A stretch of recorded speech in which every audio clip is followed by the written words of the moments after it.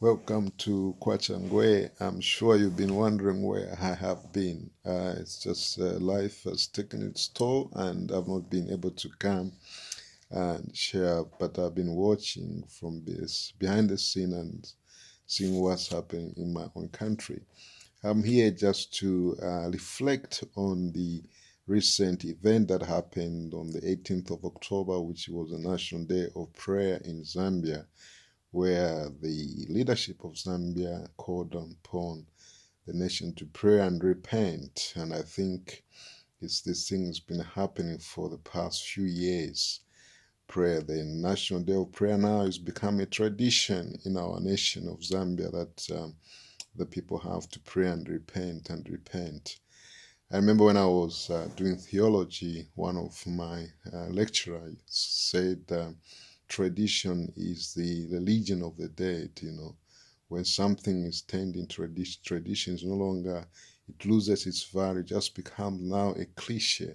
And I feel like every time as I've observed and seen what's going on in Zambia, it really, really reminds me of my days when I was young. And I used to look at Zambia and I was always asking myself, why is it that other people are poor, other people are rich? Why is it other people live good lives, other people don't live good life? Why is there so much poverty in the world today?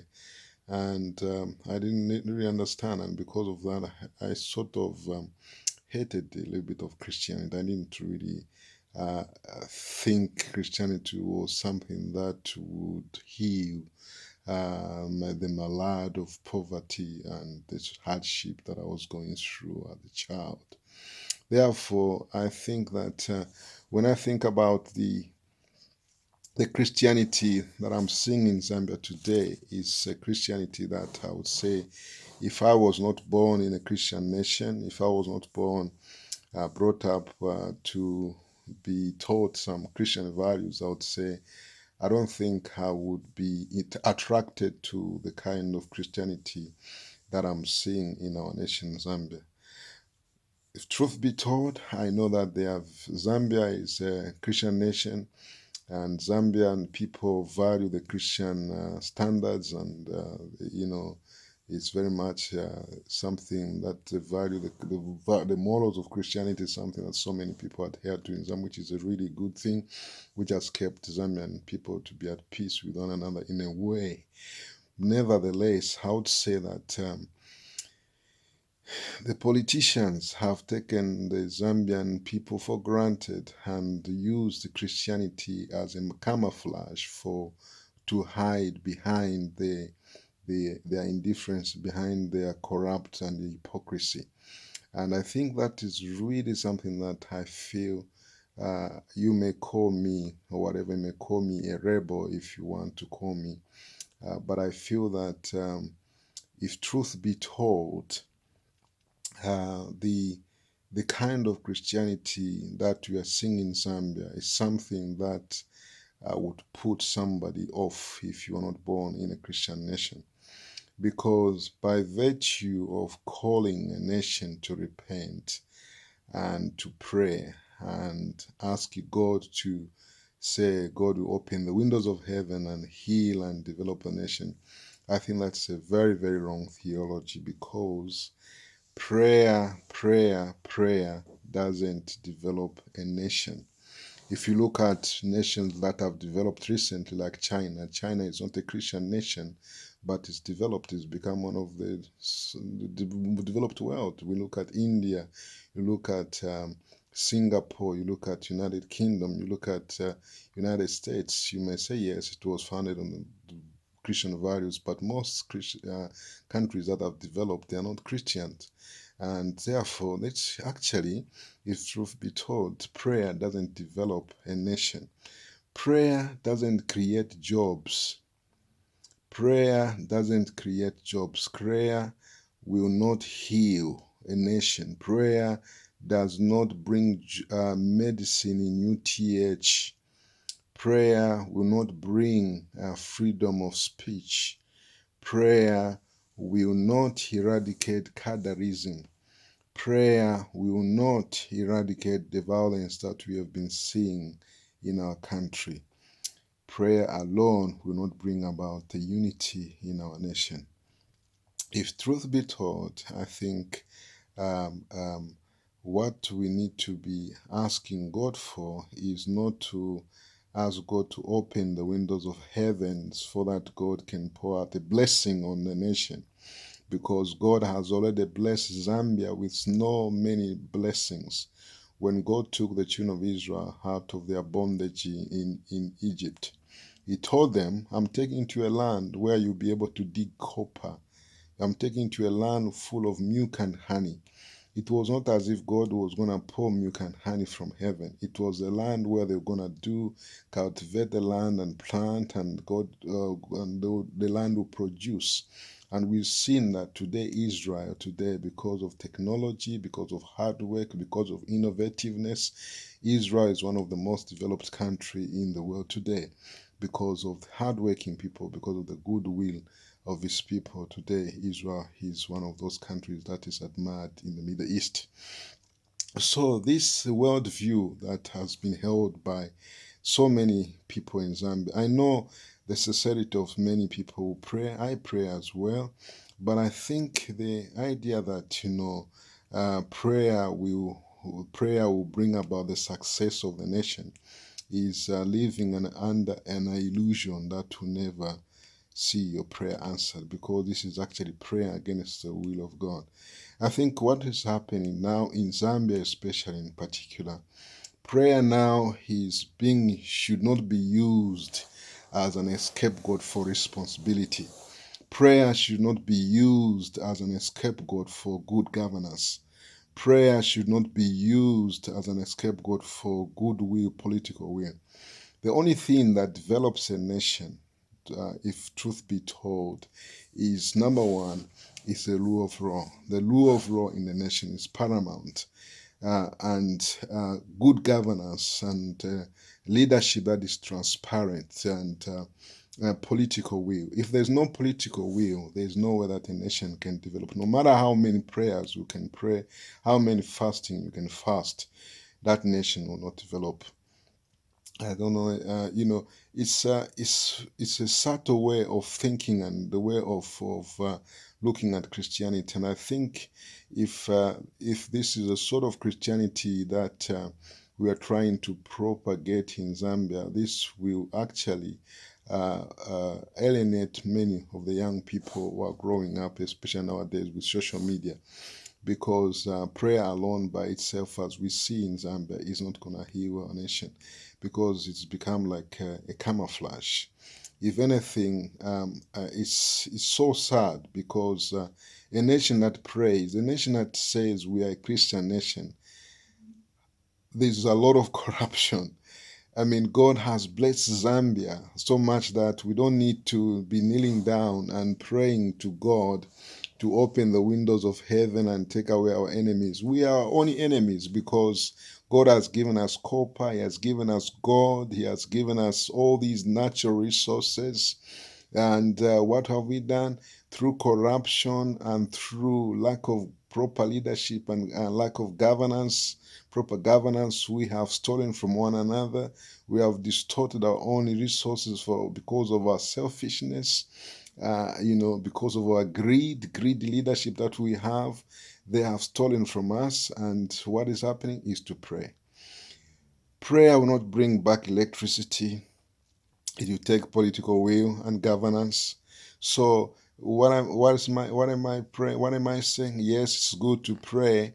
It's good to have a national day of prayer. But if that national day of prayer is full of hypocrisy, it's being used as a camouflage to cover corruption, cover tribalism, cover all these scandalism, cover injustice, cover all this lack of the rule of law, cover the lack of freedom of speech.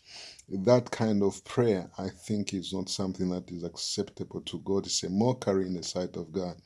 In fact, in the book of Isaiah, I think it should be 58, God called upon the children of Israel and said, what is all this your fasting and your prayer that you are praying?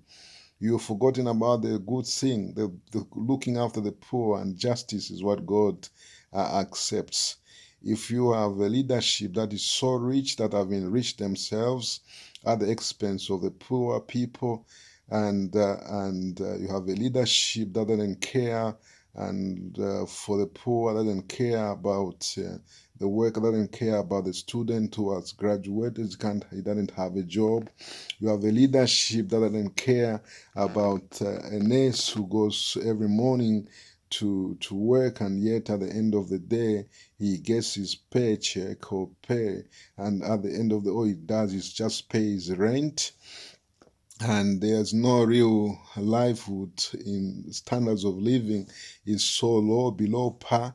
That kind of leadership is a problem. If I was a leader like that, I would be crying and raising my hands up and say, Lord, I've failed, please help me. I need to be seeking somewhere for wisdom and ask other people to help me to govern.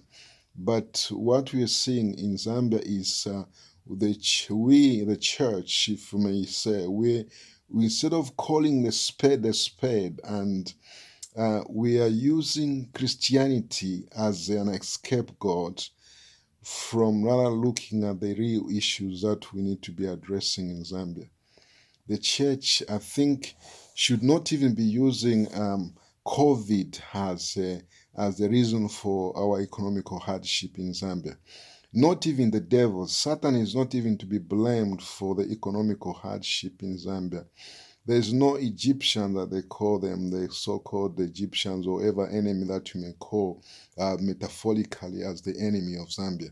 The enemy of Zambia has been bad governance that we have seen, bad leadership. Because if you have leaders like Joseph, who, when there was a time of harvest, he stored the grain in Egypt, and when the time of the famine came, Joseph was such a good leader that he opened up the store and people were fed. Why? Because he was wise and he was led by justice and forgiveness. That's the kind of leadership that we need, because Zambia has been blessed so much. Copper was booming sometime when there was the market of copper was very high, and what happened?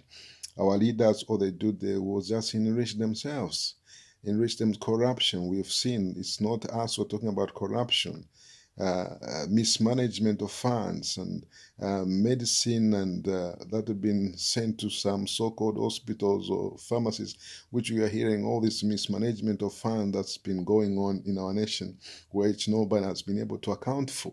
That goes to show that there's a problem in our country. And if there are people who are supposed to repent in our nation, I don't think it is the Zambian people, it is the leaders. The leaders in Zambia are the ones who are supposed to be going up to God and repenting and showing responsibility and showing a truthfulness that they have failed the Zambian people, and show some restitution, and say, Zacchaeus, when Jesus came to his house, he said, Lord, I've stolen from people, I've been extortionate, I have robbed people through taxes, and now I'm gonna give my resources to the poor. There are so many people in Zambia, some of them who are so rich at the expense of the Zambian people. There are very few people in Zambia who have enriched themselves through the resources, who have mismanaged the resources in Zambia and enriched themselves at the expense of the Zambian people, and become so powerful that they are untouchable now. They have become gods to themselves. They have become gods to themselves. And that is hypocrisy.